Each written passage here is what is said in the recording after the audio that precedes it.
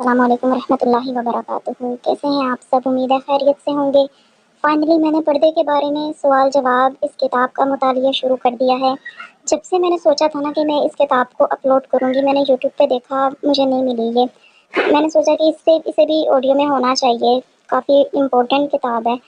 تو میں نے جب سے سوچا کہ میں اس کو اپلوڈ کروں گی، اتنی شیطان نے سستی دلائی کہ آپ دیکھ سکتے ہیں میرے چینل پہ لاسٹ اپلوڈنگ کس ڈیٹ پہ ہوئی ہے۔ اور اب الحمدللہ کہ میں اس کتاب کا مطالعہ شروع کرنے لگی ہوں۔ امید ہے آپ بھی شیطان کو ہرا کے اس کتاب کا ضرور سنیں گے۔ جتنے میں زیادہ پیجز نہیں ڈالوں گی، کم ڈالوں گی تاکہ سب کے لیے اسے سننا آسان ہو۔ بہت اہم کتاب ہے، علم حاصل کرنا بھی ہمارے لیے بہت ضروری ہے، کیونکہ پردے کا علم عورتوں کے لیے جاننا سیکھنا فرض بھی ہے، کیونکہ یہ ہمارے لیے ہی ہے۔ تو جی چلے سنتے ہیں اسے۔ پردے کے بارے میں سوال جواب۔ شیطان لاکھ سستی دلائے، یہ کتاب 409 صفحات مکمل سن لیجئے انشاءاللہ عز و جل۔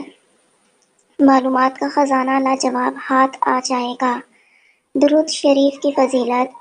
حضرت ابی بن کعب رضی اللہ عنہ نے عرض کی کہ میں سارے ورد وظیفے دعائیں چھوڑ دوں گا اور اپنا سارا وقت درود و خوانی میں صرف کروں گا، تو سرکار مدینہ صلی اللہ تعالیٰ علیہ وسلم نے فرمایا، یہ تمہاری فکروں کو دور کرنے کے لیے کافی ہوگا اور تمہارے گناہ معاف کر دیے جائیں گے۔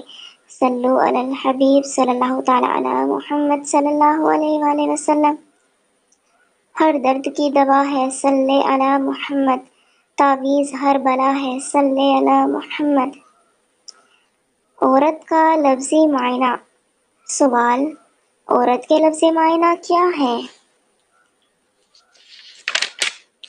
جواب: عورت کے لغوی معنی ہے چھپانے کی چیز۔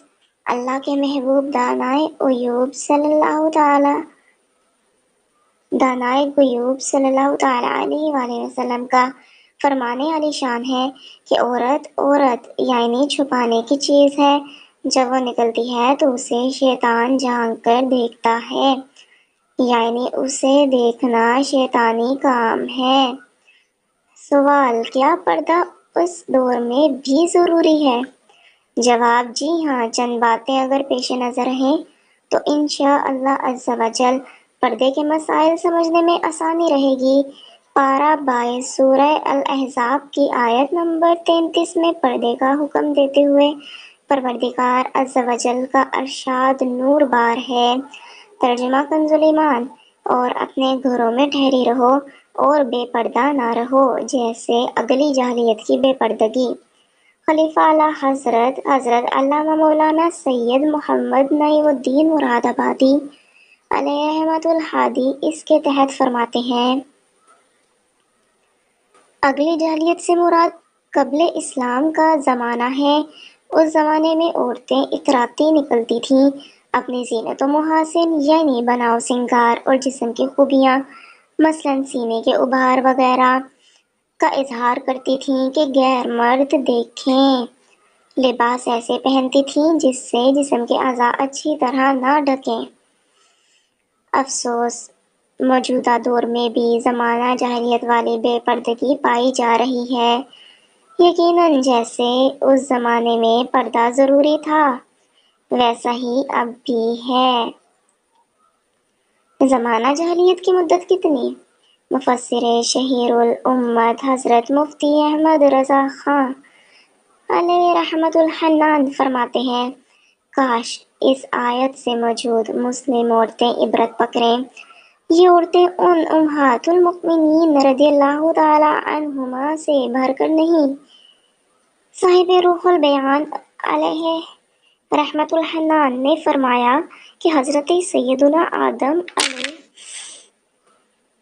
الصلوۃ والسلام اور طوفان سیدنا نوح علیہ الصلوۃ والسلام کے درمیان کا زمانہ جاہلیت اولیٰ کہلاتا ہے اور 1272 سال کا ہے، اور عیسیٰ علیہ السلام اور حضرت محمد صلی اللہ علیہ وآلہ وسلم کے درمیان کا زمانہ جاہلیت اخری ہے جو تقریباً 600 برس ہے۔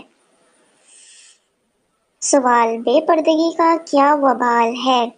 جواب: عورت کی بے پردگی موجب غضب الہی اور سبب تباہی ہے۔ اس سوال کا جواب پارہ 18 سورہ نور کی آیت نمبر 31 کے اس حصے کی تفسیر میں ملاحظہ ہو۔ چنانچہ ارشاد الہی ہوتا ہے، ترجمہ کنز ایمان: اور زمین پر پاؤں زور سے نہ رکھیں کہ جانا جائے ان کا چھپا ہوا سنگار۔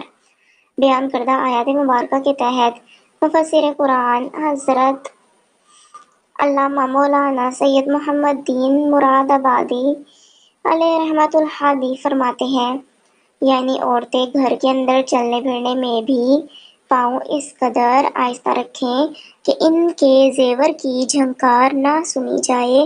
مسئلہ: اسی لیے چاہے کہ عورت باجے دار جھانجھن نہ پہنے۔ حدیث شریف میں ہے، اللہ عز و جل اس قوم کی دعا قبول نہیں فرماتا جن کی عورتیں جھانجھن پہنتی ہوں۔ اس سے سمجھنا چاہیے کہ جب زیور کی آواز عدم قبول دعا یعنی دعا قبول نہ ہونے کا سبب ہے، تو خاص عورت کی اپنی آواز کا بلا اجازت شرعی غیر مردوں تک پہنچنا اور اس کی بے پردگی کیسے موجب غضب الہی ہوگی؟ پردے کی طرف سے بے پرواہی تباہی کا سبب ہے۔